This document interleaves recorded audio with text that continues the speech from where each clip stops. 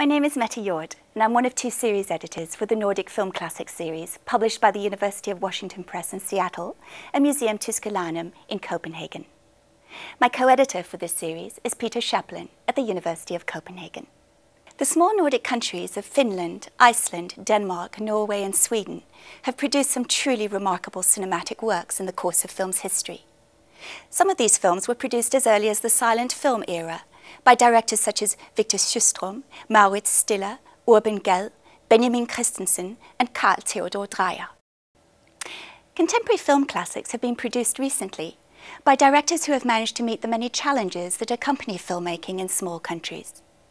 I'm thinking here of films like The Celebration by Danish Thomas Vinterberg, Songs from the Second Floor by Swedish Roy Andersson, Fucking Åmål by Swedish Lukas Moodysson, Kitchen Stories by Norwegian Bent Hamer, Cool and Crazy by Norwegian Knut Erik Jensen, Nor the Albino by Icelandic Dago Kauri, and The Man Without a Past by Finnish Aki Kaurismäki, among many, many others.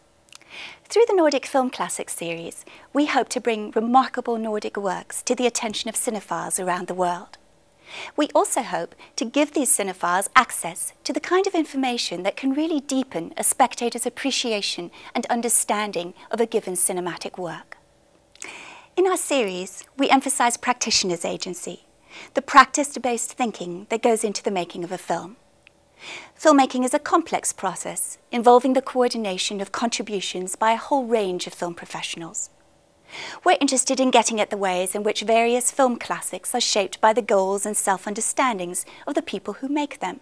And we're also interested in trying to shed light on these films as so many different expressions of collaborative creativity. We're also interested in understanding how the deliberations of various filmmakers interact with a certain institutional environment, with the priorities of certain production companies, for example, with film policies, and with the priorities of film institutes. Finally, we want to give thoughtful and knowledgeable authors an opportunity to spell out the reasons why the films we've selected for discussion have come to be seen as really important, as films with a lasting capacity to move us, or challenge us, or make us see the world in a different light. Because they are easily made marginal or peripheral, small national cinemas involve all kinds of problems. But it's really important to understand that they also offer opportunities. For example, in a place like Iceland, where there are fewer than 400,000 inhabitants, film scholars are able to discuss the films that we now think of as contemporary Icelandic classics with the cinematographers, the directors, the actors and editors whose creative efforts produced them.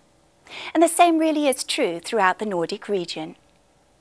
The first three books in the series all draw on lengthy discussions of precisely this kind, and on the archival materials that the film's directors made available to the authors. Ingmar Bergman's The Silence is written by Marit Koskinen, a professor of cinema studies at the University of Stockholm and a film critic for Sweden's largest daily newspaper. Koskinen won Ingmar Bergman's trust over the years and was the first film scholar to be given access to his private papers during the last years of his life. Drawing on exchanges with the director and on his detailed notebooks, Morit's book sheds new light on a groundbreaking and disturbing film that pushed well beyond what was acceptable to censorship boards in Sweden and the United States on account of its depiction of sexuality. Written by Icelandic film scholar Björn Norfjord, Dago Kauri's Nor the Albino explores the specific problems that Iceland faces as it pursues its filmmaking ambitions.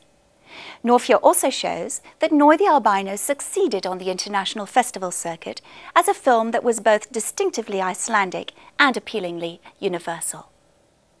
Norfjord's examination of the film integrates the broad context and history of Icelandic cinema into a close reading of Nor the Albino's themes, visual style, and key scenes. The book also includes an interview with director Dago Kauri. My own book, Lorna Scherfig's Italian for Beginners, is informed by exchanges with the director, actors, cinematographer, live sound designer, and editor who worked together to make the film. The film is a dogma film, a film made according to the vow of chastity that Lars von Trier announced so flamboyantly in Paris in 1995. Sådan præsenterede Lars von Trier på filmens 100-års fødselsdag i Paris for første gang Dogme 95 manifestet. som et tilbud til filmverdenen om et kunstnerisk fællesskab. For nu var det nok. In my book, I try to deepen our understanding of dogma and of filmmaking as a collaborative process by exploring the gains and losses that dogma's rules entailed for various film practitioners. The dogma rules, I show, involved considerable creative gains for some film practitioners, especially actors, and almost none for others.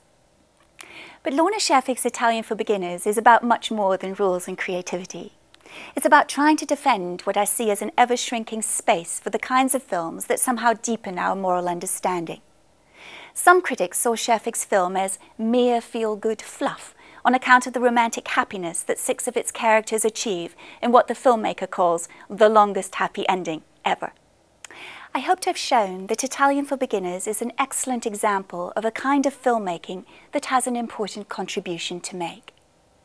I see Italian for Beginners as a moral feel-good film. Through its powerful and pervasive attitude of kindness towards characters who cannot or will not pursue success at all costs, Italian for Beginners encourages us to see norms of decency, friendship, community and responsibility as animating the lives of many of those ordinary people who are easily discounted by themselves and others as losers.